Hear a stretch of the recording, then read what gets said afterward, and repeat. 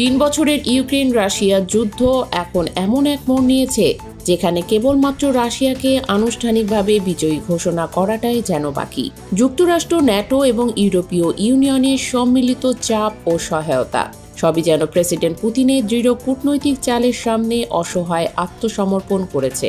সোমবার হোয়াইট হাউসে Donald Trump, Volodymyr Zelensky সহ ইউরোপীয় নেতাদের মধ্যে হওয়া বৈঠক যুদ্ধ পরিণতির এমন দিকই স্পষ্ট ইঙ্গিত দিচ্ছে।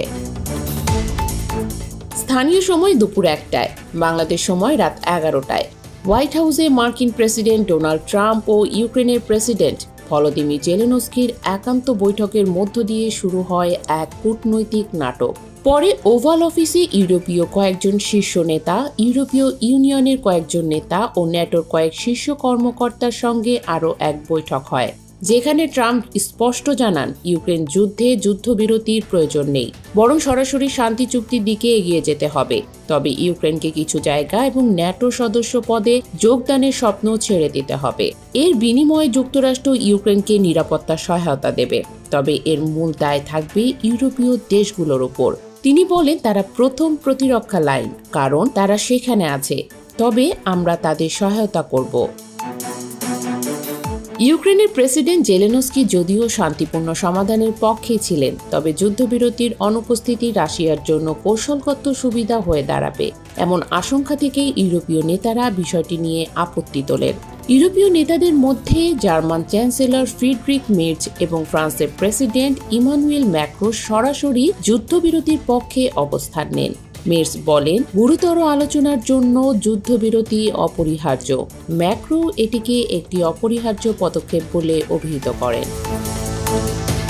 ইউক্রেনের প্রেসিডেন্ট জেলেনস্কি বৈঠকে ট্রাম্পকে ধন্যবাদ জানান এবং ইউক্রেনের নিরাপত্তা নিশ্চিত করার আহ্বান জানান। তিনি বলেন, একটি শক্তিশালী ইউক্রেনিয়ান সেনাবাহিনী এবং আন্তর্জাতিক নিরাপত্তা গ্যারান্টি আমাদের মূল লক্ষ্য। তবে ট্রাম্পের পক্ষ থেকে ভূখণ্ড বিনিময়ের প্রস্তাব ইউক্রেনীয় কর্মকর্তারা হতাশ হন। ট্রাম্প প্রস্তাব দেন, বর্তমান যুদ্ধরেখা অনুযায়ী অঞ্চল বিনিময় বিবেচনা করা যেতে পারে, যা মূলত রাশিয়ার দখলকৃত এলাকাকে বৈধতা দেওয়ার শামিল। অন্যদিকে ট্রাম্প যখন ইউরোপীয় নেতাদের সঙ্গে বৈঠক করছিলেন, ভ্লাদিমির পুতিন তখন টেলিফোনে কথা বলেছেন চীন, ভারত, ব্রাজিল, দক্ষিণ আফ্রিকা ও তাজিকিস্তানের রাষ্ট্রপ্রধানদের সঙ্গে। ব্রিক্স জোটকে সামনে রেখেই তিনি তৈরি করেছেন এক বিকল্প বিশ্ব ব্যবস্থা, যেখানে মার্কিন আধিপত্যের ঠাঁই নেই। সবশেষে যে বার্তা স্পষ্ট হয়ে উঠেছে তা হলো ইউক্রেনের এখন আর লড়াই চালিয়ে যাওয়ার বাস্তবতা নেই, আর পশ্চিমাদেরও রাশিয়ার মুখোমুখি হয়ে বিজয়ের আশা করা অবাস্তব। এই প্রেক্ষাপটে বিশ্ব এখন এক নতুন ভূরাজনৈতিক যুগে প্রবেশ করছে, যেখানে শান্তি চুক্তি আসলে রাশিয়ার বিজয়কে আনুষ্ঠানিক স্বীকৃতি দেওয়ার আরেক নাম।